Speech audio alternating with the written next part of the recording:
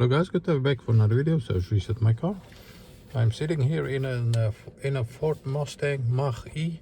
We had a problem with our sound system, and I did some research. Then I called the service dealer, and they told me about this trick.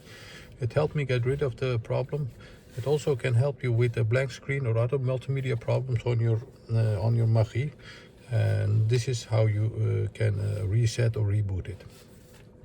You need to use these two buttons over here, the volume up or down button and the next button.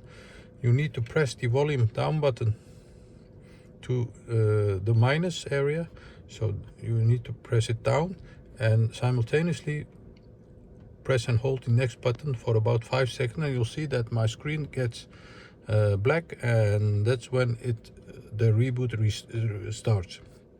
So let's start. 1, 2, 3, 4, 5, and you'll see that my screen was black. Wait for it to restart and hope for you to solve your problems with your multimedia or your navigation system. I had no sound, and now my sound system is working, my navigation is okay. This trick sure helped me. I hope it helps you also. Don't forget to subscribe to my channel for more videos. Give us a thumbs up if you like my videos, and hope to see you next time with another video. Stay safe, take care, bye bye.